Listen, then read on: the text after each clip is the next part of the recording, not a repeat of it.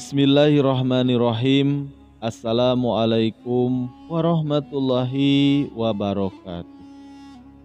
Sahabat rahasia kolbu rahimakumullah, ziarah kubur merupakan salah satu tradisi yang sudah biasa dilakukan masyarakat muslim, khususnya di Indonesia.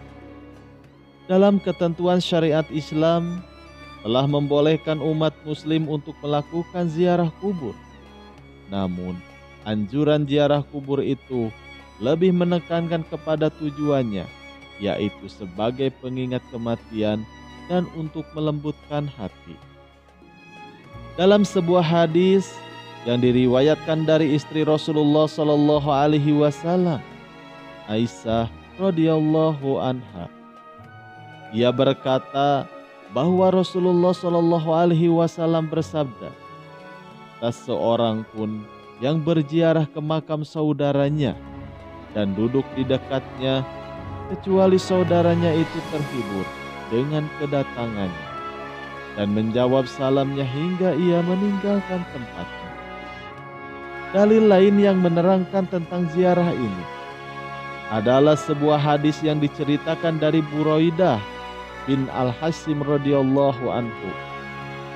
Rasulullah Shallallahu Alaihi Wasallam telah bersabda, "Sesungguhnya dahulu aku telah melarang kalian berziarah kubur, maka kini ziarahilah kuburan, karena yang demikian dapat mengingatkan kalian kepada akhirat. Dan dengan berziarah kubur adalah menambah kebaikan. Barang siapa yang berkehendak untuk menziarahinya, maka ziarahilah, dan janganlah kalian mengucapkan kata-kata yang batil." Hadis riwayat Muslim, Abu Dawud, Baihaqi, An-Nasai, dan Ahmad. Oleh sebab itu, pemahaman yang telah mewajibkan ziarah kubur perlu diluruskan. Sebab pada praktiknya seringkali terjadi berbagai pelanggaran.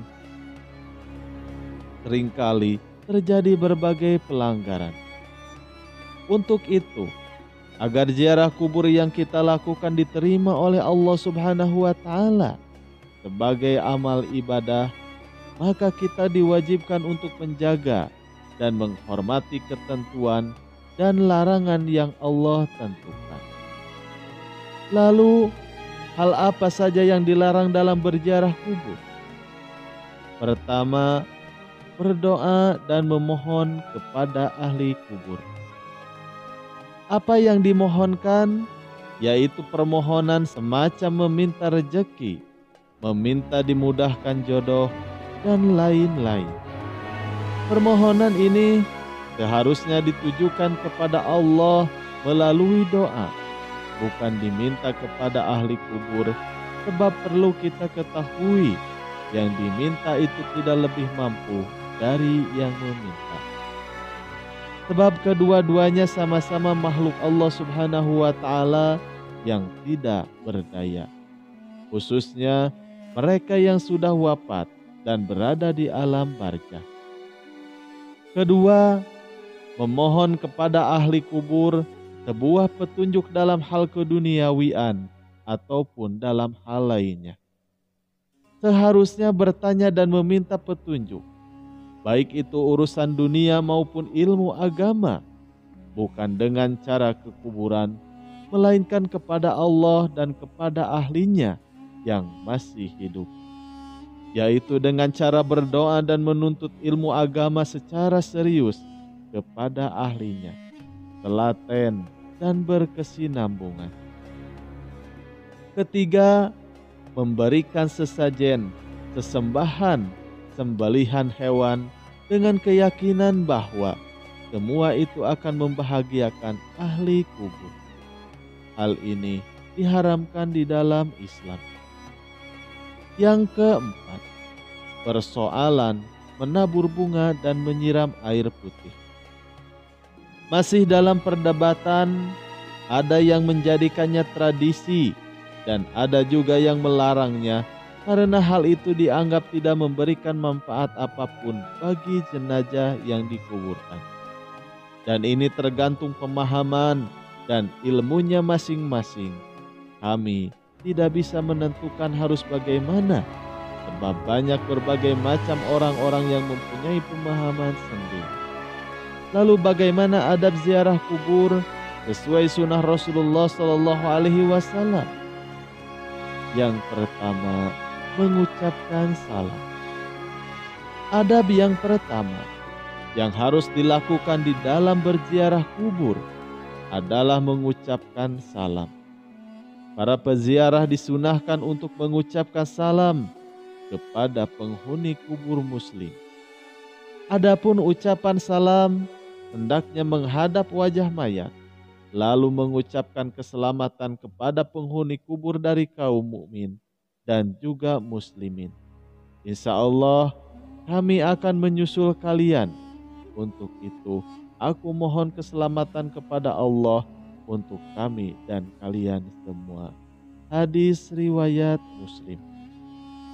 Yang kedua, tidak memakai sandal di kuburan saat berziarah. Disunahkan untuk tidak memakai alas kaki saat berjalan di atas kuburan. Hal ini bertujuan untuk menghormati penghuni kubur. Sebagaimana dalam sebuah hadis, wahai orang yang memakai sandal, celakalah engkau, lepaskan sandalmu. Lalu orang itu melihat, dan tatkala ia mengetahui bahwa yang menegurnya adalah Rasulullah Shallallahu Alaihi Wasallam, maka dia melepaskan dan melempar sandalnya. Hadis riwayat Abu Dawud. Namun jika tanah kuburan itu bertanah, panas, basah, dan sebagainya, maka dibolehkan untuk memakai sandal. Lalu yang ketiga, membaca surat pendek. Sunnah bagi penziarah adalah membaca surat pendek. Dengan membaca surat pendek, orang yang hadir akan mendapatkan pahala, sementara bagi mayatnya diharapkan akan mendapatkan rahmat. Lalu yang keempat, mendoakannya. Rasulullah Shallallahu Alaihi Wasallam menjarahi kuburan sahabatnya dan memohonkan ampunan untuk mereka. Dibolehkan untuk mengangkat tangan ketika mendoakan mayat dan disarankan untuk menghadap kiblat. Lalu yang kelima, boleh menangis asal tidak berlebihan. Menangis saat melakukan ziarah kubur itu diperbolehkan, karena Rasulullah Shallallahu Alaihi Wasallam pun pernah menangis ketika melakukan ziarah kubur kepada ibunya.